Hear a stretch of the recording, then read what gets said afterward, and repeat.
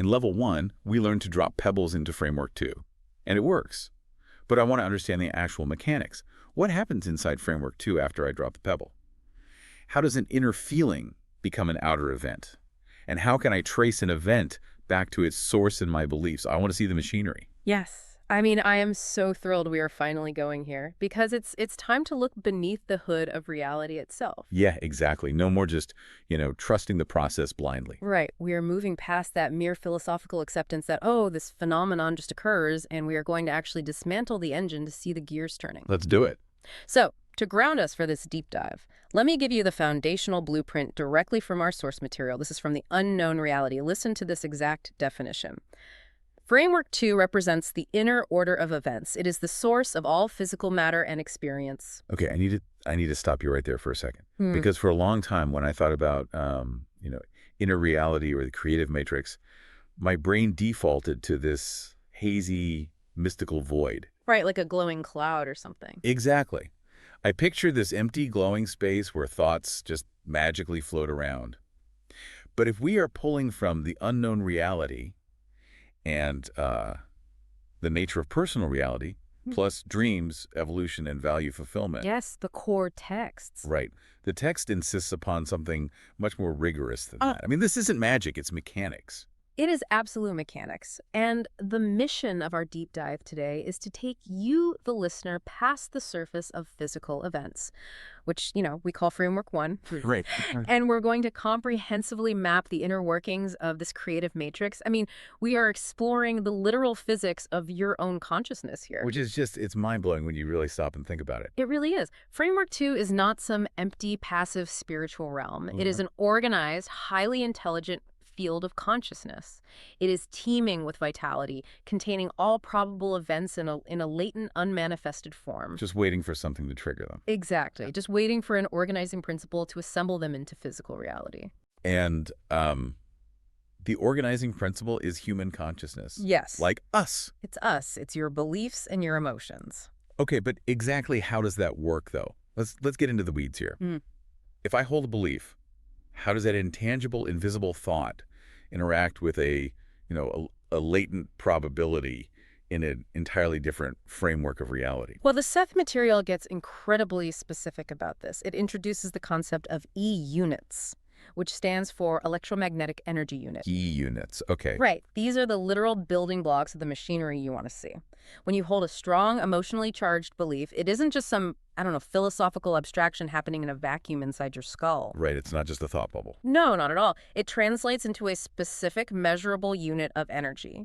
You broadcast these EE units directly into Framework 2. Hold on, wait. You are saying my anxiety about, say, paying rent or my joy over seeing a friend is manufacturing physical units of electromagnetic energy. That is exactly what I'm saying. Yes. But if that's the case, why don't these EE units show up on an EEG machine? Like, why hasn't a physicist isolated them in a lab? I mean, if they're electromagnetic, they should be detectable, right? So that is the perfect skeptical question. And Jane Roberts' trance material addresses it directly in the unknown reality. Seth describes these EE units as emanations from consciousness that fall just beneath the range of physical matter. Beneath it. Okay, what does that mean exactly? Well, think of the electromagnetic spectrum as we currently understand it in science, right? We can measure visible light, radio waves, gamma rays. Sure. Yeah. But human instrumentation is limited by the very physical laws of Framework 1. We can only measure what exists fully within this dense physical reality. Oh, I see. Yeah, so EE units are the bridge between the psychological and the physical. They operate as fields or waves or particles depending on how they are observed, but their frequency is native to Framework 2. So they haven't fully slowed down enough to become what we call matter yet. Exactly. They are the underlying scaffolding of physical matter. They operate at a threshold our current scientific instruments simply aren't calibrated to detect yet. Okay, so they exist subatomically, or maybe pre-atomically is a better word. Let's trace the life cycle of one of these units then. Let's do it. So I have a deeply held belief. Let's say my core belief is the world is an abundant, supportive place. A great belief to have. Right. So I generate an emotion based on that belief, which emits a cluster of these EE units into Framework 2. Now, in previous discussions, I think I used a magnet analogy for I this. did, yeah. I said that this belief plunges into the matrix and pulls iron filings toward it. But, the more I read dreams, evolution, and value fulfillment, the more I realize a magnet is actually the wrong metaphor here. And you are absolutely right to correct that. Yeah, because magnets attract polar opposites. I mean, north attracts south. If I broadcast abundance, I don't want to attract poverty. Precisely. Magnetism implies polarity, whereas the mechanics of Framework 2 operate on the law of resonance. Acoustic resonance, like a tuning fork. Yes. That is a much better analogy. Right, so if I walk into a room filled with 50 different pianos, and I strike a tuning fork pitched to middle C, only the middle C strings inside all those 50 pianos will begin to vibrate. That is a brilliant and much more accurate translation of the text's physics. The emotional pattern you broadcast through your EE units acts as that tuning fork. And Framework 2 is the room full of pianos. Exactly. It contains the latent probabilities for every conceivable event. So when you strike your inner chord, Framework 2 calculates the corresponding probabilities with blinding speed. Wow. And here's the kicker. It doesn't judge the moral quality of your broadcast. It doesn't decide if middle C is a good note or a bad note. Right, it's just physics. It simply acts as a faithful, responsive medium. The elements that vibrate at your exact frequency, the matching people, the timing, the resources, the opportunities, they begin to resonate and draw together. Which brings us to a massive concept from the nature of personal reality, the feeling tone. Ah, yes, the feeling tone. Because the text emphasizes that this resonance isn't triggered by just a fleeting thought, right? Yeah. I can't just think, I am wealthy for 5 seconds while brushing my teeth and expect the pianos to start vibrating. No, you cannot. The feeling tone is foundational. Seth describes it as the unique, deep musical chord of your emotion. The deep chord. Right. It is the core essence of your being. It's the emotional coloration that characterizes your daily existence. It is not the superficial chatter of your intellect. The surface level thought. Exactly. It is the motion and fiber of your energy devoted to physical experience. Your flesh, your immediate environment, the circumstances of your day, they all literally spring up in response to this continuous inner chord. So it's like the background music of your life. Yes, exactly that. Because some people have a background track of mild chronic anxiety, like a low hum. Others have a background track of restless anticipation or maybe deep settled peace. Right. And what you're saying is that Framework 2 is constantly listening to that specific track and building physical events that match its genre. Continuously. The machinery never pauses. It is always listening, always building. But, we run into a perceptual illusion here in Framework 1. Which is the nature of time. Yes, time. Right, because I hum the chord, I drop the pebble, I emit the EE units, but the physical event doesn't happen instantly. I don't, hold the feeling tone of a cup of coffee and have an espresso materialize in my hand a microsecond later. Thank goodness for that. Right.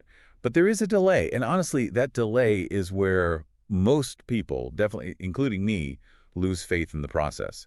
We assume it's just not working. Well, we should be deeply grateful for that delay, or we would be crushed by the immediate materialization of our own fleeting terrors. Oh, man, yeah. Imagine if every panicked thought you had instantly became real. It would be chaos. So Seth calls this delay the lag time, and this is a crucial piece of the physics of manifestation. You have to remember that Framework 1, our physical reality, is incredibly dense. It's heavy. Right. It is bound by the rules of cause and effect, linear time-space, and the actual neurological structures of the human brain. So the physical world has a speed limit. It does. In Framework 2, the creation of the event is actually instantaneous. Wait, really? Instantaneous? Yes. The moment you strike the tuning fork, the probable reality is formed in that matrix. But to pull that event into Framework 1, atoms and molecules must be marshaled. Right. The coincidences have to be orchestrated. The chance encounters must be aligned in a way that makes logical sense to our physical senses. Okay, I get it. It's the time it takes for the factory to actually source the materials, build the product, and ship it through physical space. Like, the order is placed instantly, but the delivery truck has to navigate traffic. That is a perfect way to look at it. And this traffic is often the dense web of our own existing physical circumstances and our neurological pathways. Interesting. Yeah. So the lag time is simply the duration required for Framework 2 to assemble the necessary components, find the path of least resistance, and bypass the neurological filters of Framework 1 so the event can physically materialize in your life seamlessly. So if I'm getting mixed results, it's because I'm sending mixed signals. Exactly. Conflicting beliefs create conflicting patterns. Framework 2 faithfully organizes whatever you consistently broadcast. Wow. Okay. If you send contradictory beliefs, like, say, consciously demanding a successful career, but harboring a deep, unexamined feeling tone that you don't deserve it, you create power blocks. I'm basically jamming my own machinery. You are. The EE units generated by your desire for success literally crash into the EE units generated by your belief in your unworthiness. Oh, man. The energy polarizes, the resonance is canceled out, and the manifestation process just halts. Framework 2 is effectively receiving an order to move forward and backward simultaneously. Which highlights the immense responsibility of this whole paradigm. Ah. I mean, we are the ultimate bottlenecks in our own production line. Absolutely. But sitting here trying to conceptualize this, I find myself asking, how does someone actually operate this machinery deliberately? I mean, it's one thing to understand the theory of acoustic resonance in E units. Right. Theory is easy. Yeah, it's another thing entirely to actually tune the instrument when you are dealing with the messy daily reality of human life, with bills and stress and all that. Well, to fully understand the application, we have the perfect case study documented directly in our source material. Jane Roberts. Exactly, Jane Roberts herself. The woman who voiced this material didn't just passively channel it. She was the primary test subject. She lived it. She had to learn to live it. And her journey of learning to consciously work with Framework 2 is deeply illuminating, particularly when she was trying to manifest specific outcomes, like a publishing contract or a shift in her own physical health. That is a crucial point to bring up, because her journey was notoriously difficult. I mean, anyone reading this supplemental materials or her journals knows she struggled immensely, particularly with her physical health and severe bouts of rheumatoid arthritis. Yes, she did. So, if she was the master of this material, a skeptic would rightfully ask why she didn't just manifest perfect health instantly. Right, and the texts are remarkably transparent about her struggles. Jane had deeply ingrained, rigid belief systems. Her own trance material actually identified a psychological construct within her that it termed the sinful self. The sinful self. Unpack that. So Jane harbored a profound subconscious belief that she had to be a super perfect, constantly achieving, spiritually flawless being, or she was utterly unworthy of existence. Wow. That is a recipe for immense inner conflict. Oh, it created massive mixed signals. Her conscious intellect desperately wanted health, mobility, and freedom. She wanted to move. Sure. But her underlying feeling tone, which was driven by the sinful self-belief, required her to turn her physical thermostat down, so to speak. Well, punish herself. Essentially, yes. It created immense bodily restriction as a form of self-punishment and also protection from the perceived dangers of the outside world. She was broadcasting a desire for expansion and a desperate need for restriction at the exact same time. So she had front row seats to the machinery jamming in her own body. What did she actually do when she realized her own beliefs were the bottleneck? How did she consciously enter the matrix to clear those blocks? Did she just, try to think more positive thoughts? No, and this is where the methodology becomes highly specific. Reasoning alone, analyzing the problem, mentally demanding a solution that belongs entirely to the domain of Framework 1. Right, because it's just surface-level intellect. Exactly. When Jane needed to unblock a situation, she would enter a light trance state. Okay, let's define light trance state for the listener, because we aren't talking about eyes rolling back in the head and losing consciousness here. Not at all. It is simply a state of focused, relaxed consciousness. The brainwaves slow down. The rigid focus on physical data, so the pain in her joints or the rejection letters on her desk, is temporarily suspended. She tunes out Framework 1. Yes. In this relaxed state, the psychological barriers between the two frameworks become highly permeable. You basically step out of the dense traffic of Framework 1 and into the spaciousness of Framework 2. She drops the physical data for a moment. She stops looking at the mirror. Yes. And once in that state, she wouldn't just visualize the publishing contract arriving in the mail. Why not? I thought visualization was the whole point. Well, visualization can sometimes just be an intellectual exercise. It lacks power without the emotion. Instead, she would feel the outcome as already accomplished. She would purposefully imbue her psyche with the precise emotional feeling tone of satisfaction, relief, and gratitude.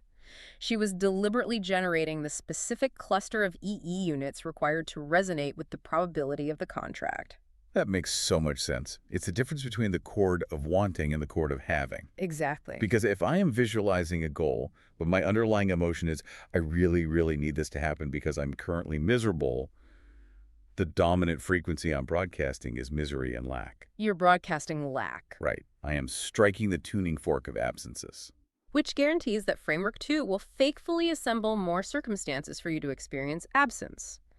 The frequency of wanting simply attracts more wanting. Wow. Jane learned to tune her instrument to the chord of satisfaction, which attracts the physical reality that satisfies. But maintaining that feeling tone when your physical reality is screaming the opposite at you, I mean, that requires incredible discipline. It does, and it requires something even more difficult for the human ego: conscious release. Releasing it. Yes. After setting this pattern in the trance state, Jane would deliberately release the desire into Framework 2. She had to walk away. Why is that so hard for us? Why does the ego fight the release so much?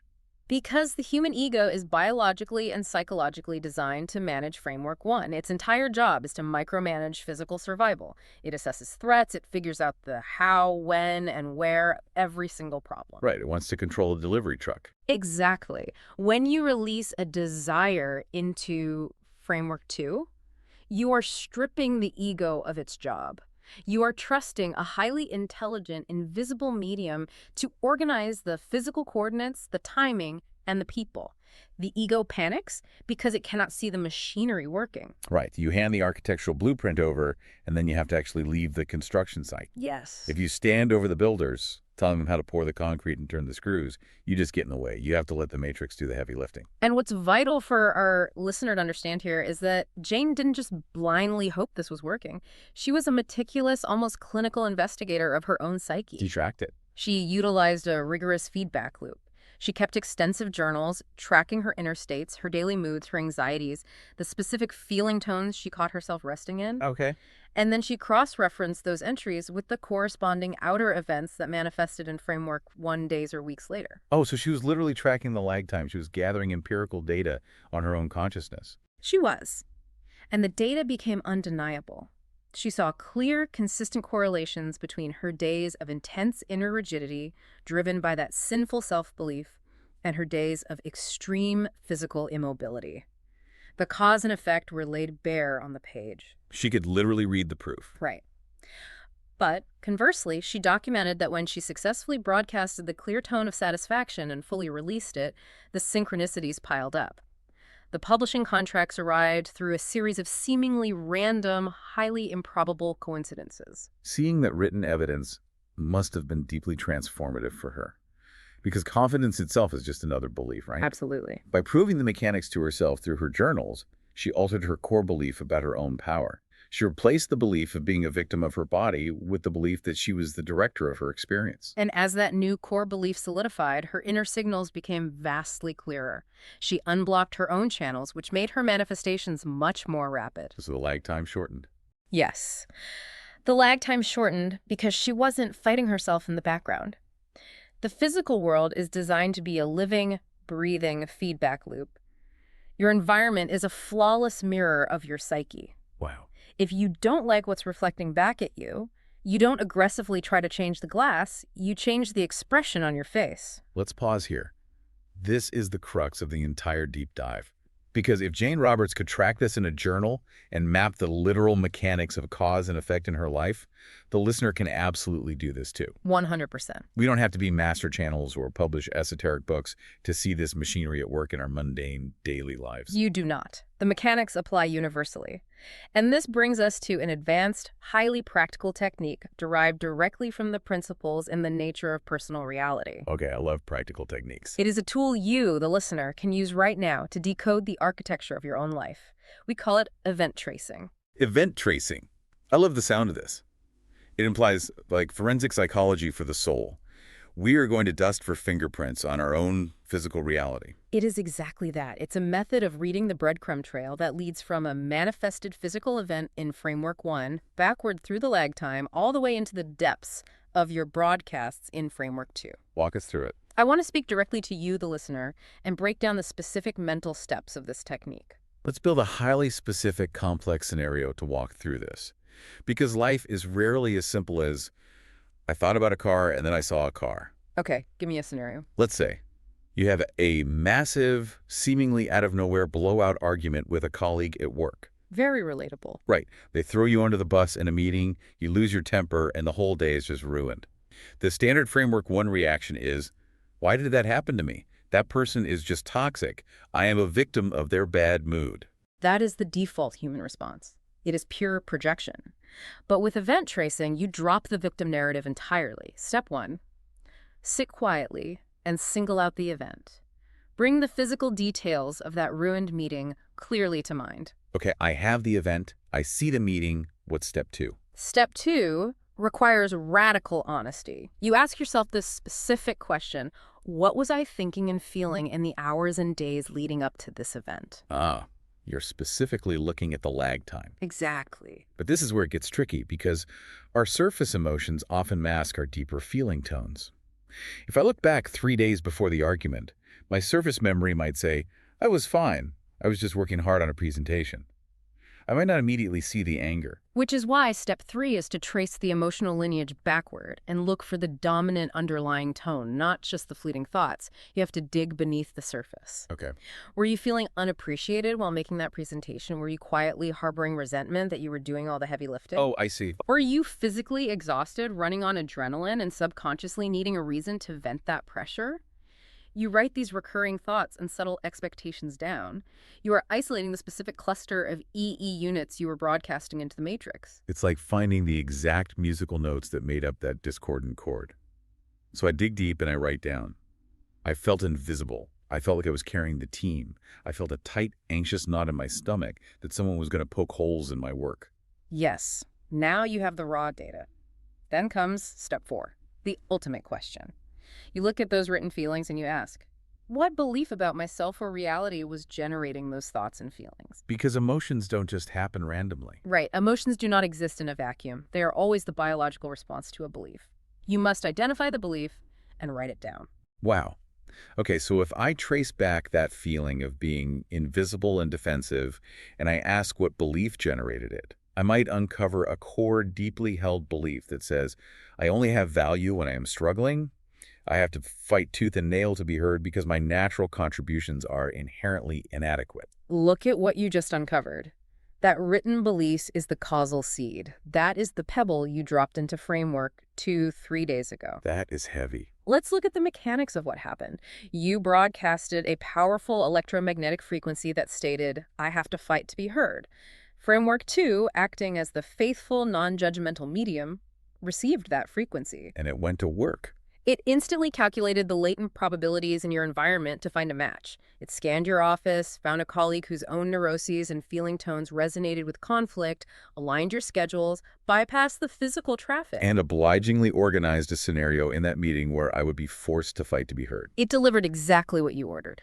But let me play devil's advocate here, because this is where people bristle. A listener might hear this and say, wait, so I am to blame for my colleague being a jerk. We are victim blaming here. Seth addresses this resistance constantly. It is not about blame. Blame is a moral judgment, and Framework 2 operates on physics, not morality. Right. It is about acknowledging causality. The colleague has their own agency and their own beliefs that drew them into the co-creation of that conflict. They match the frequency. Exactly. But your experience of the event, your intersection with it, was drawn by your magnet, your tuning fork. Wow. Recognizing this isn't a punishment, it is the ultimate taking of responsibility. If you don't take responsibility for the cause, you remain powerless over the effect. That reframes it entirely. It strips away the helplessness. I mean, if I built the room I am standing in, even if it's an incredibly uncomfortable room, it proves I have the architectural skills to build a better one tomorrow. Precisely. It takes the terrifying randomness out of the equation. I am not a pinball getting smacked around by a chaotic, uncaring universe. To drive this mechanical truth home, listen to this exact quote from the source material. Every physical event has its origin in Framework 2. Trace the event back to its source, and you will find your own belief. Trace the event back to its source, and you will find your own belief. That completely flips the script of human psychology. We are so conditioned to live in reverse. There really are. We react to the physical world, assuming the world causes our inner state. We wait for the environment to change so we can finally feel better. We demand the mirror smile at us before we are willing to smile. People wait for the promotion to feel worthy. They wait for the romantic relationship to feel loved. They wait for the bank account to swell to feel secure. But the physics of Framework 2 dictate that the matrix cannot organize the physical event of love or worthiness or security until you consistently broadcast the feeling tone of it first. The tuning fork must be struck before the pianos can resonate. Event tracing proves to you that the mirror is always, flawlessly, reflecting your own face. And once you see the gears of this machinery working in your own daily life, you can never unsee it. You can't go back to pretending you are a victim of circumstance. Which is why we cannot leave this simply as an interesting intellectual concept to ponder. Knowledge without application remains trapped in Framework 1. We need to put this into practice immediately. I am completely on board. I know we have an exercise for the listener to apply this today. Let's lay out the parameters. I am challenging you, the listener, right now with a 24-hour exercise. Yeah. Within the next 24 hours, I want you to single out just one event. Just one, okay. It doesn't have to be a life-altering tragedy or a massive triumph. It could be an unusually engaging conversation with a barista, an unexpected traffic delay that made you late, or a surprising email you received. Pick one tangible, bounded event from your day. And once they have the event, they execute the event tracing protocol we just broke down. Yes. Spend just 5 to 10 minutes on this. Do not do it in your head. Sit down with a physical piece of paper and a pen. Trace backward from the physical effect to the psychological cause. Looking for the lag time broadcast. Exactly. Ask yourself, what was your dominant emotional tone over the last few days? What subtle expectations were humming in the background? And finally, what specific belief generated those feelings? Write down the belief you uncover. Writing it down is non-negotiable, isn't it? Absolutely. Because the ego loves to revise history.